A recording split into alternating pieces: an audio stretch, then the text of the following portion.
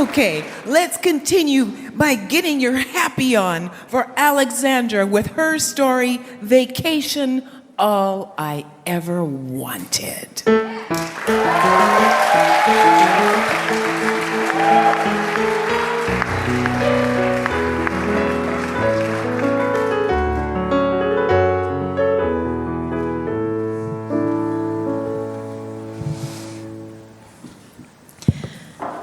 It's February of my freshman year of college.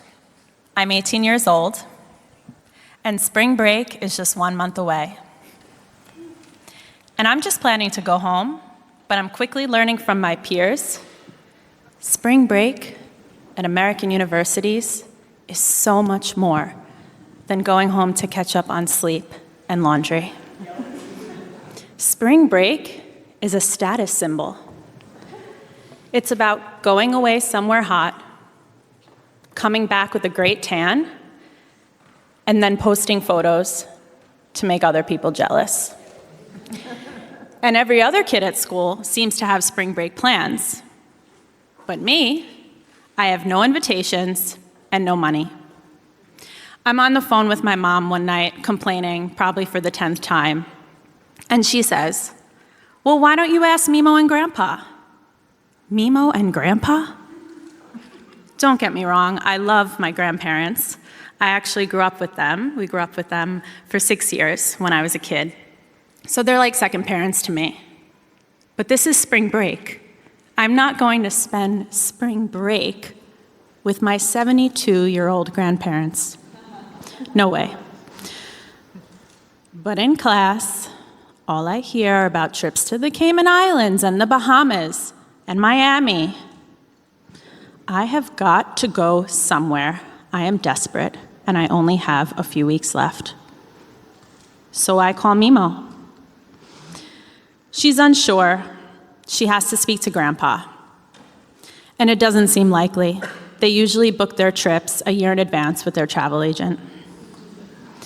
So I am shocked when they call me back that evening and say yes. Just like that, I'm going to Aruba for spring break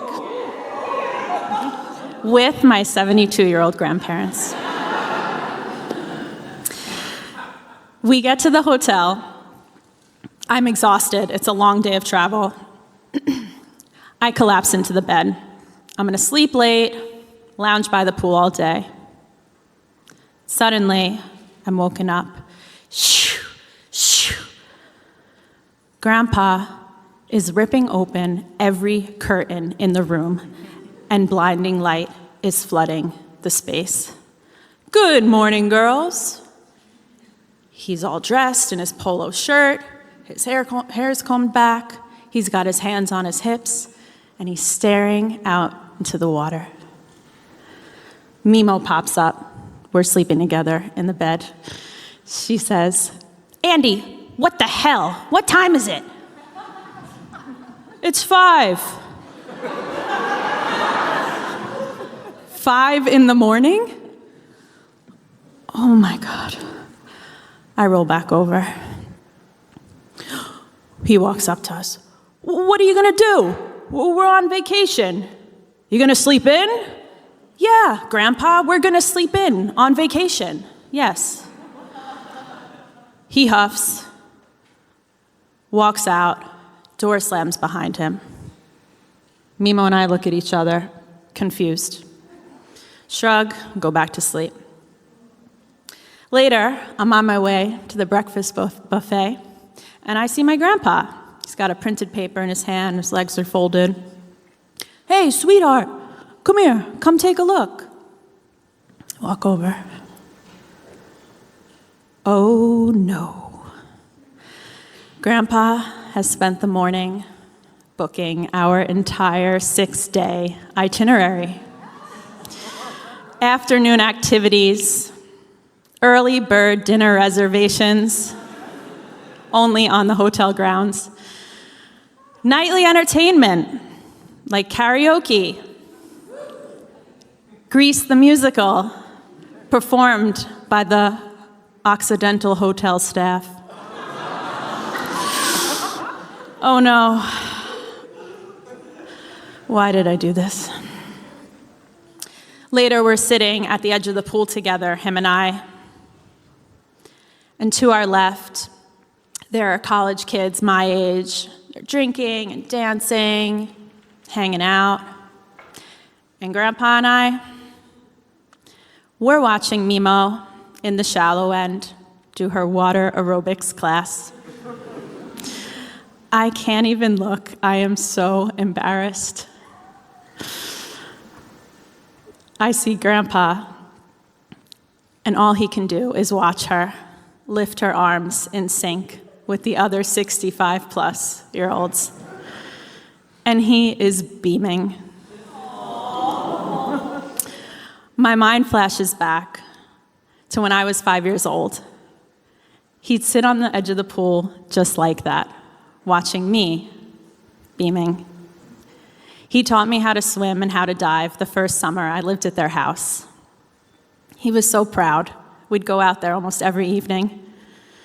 And he'd always give me this signature smirk and a wink, like, "You can do this, kid." Our next days in Aruba, we fall into an easy rhythm.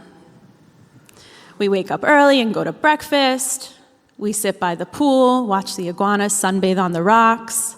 We have our afternoon tours and then our lunches. And I haven't spent this much time with my grandparents alone in a while. I ask them everything. So what was it like to grow up in the Bronx and Queens? Tell me about your first date. You've been married for over 50 years? I start to love our time together and this routine. It reminds me of being a kid in their home and always knowing what they'd be doing at any time of day. Grandpa would be reading the newspaper when Mimo would turn on the radio and do her crossword puzzles, when he'd be out there cleaning the pool and she'd start setting the table, when it was time for me to run down for late night snack and our TV shows together. In the evenings on our trip, we take showers and get dressed up like it's a big event. And every night on my digital camera, I have us do a photo shoot until they get tired. When we get home from our trip, I print them out a photo album from Aruba. I thank them, give them big hugs and kisses. I remind them, I'll see you in just 8 weeks. I'll be home already for summer break.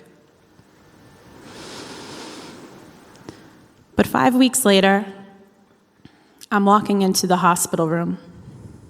I see my mom, my cousins, my siblings, aunts and uncles. I step forward to join them. We're all standing around a hospital bed where my grandpa is lying, unresponsive. We are all in shock. Everyone's asking me, "Well, you were just with him. How did he seem? What did he say?" Nothing. I don't know. And then my grandfather's doctor of over 30 years comes to visit. I overhear him asking Mimo, "Well, didn't Andy tell you how serious his condition was? That this was coming?" I realize Grandpa knew. There was this one night on our trip when I woke up in the middle of the night to my grandpa coughing. And he was fumbling around with some pills in the dark, and I asked, "Grandpa, are you okay?" Yeah, I'm fine." He didn't even turn around. "I'm okay, sweetheart. It's just a cough. Go back to sleep."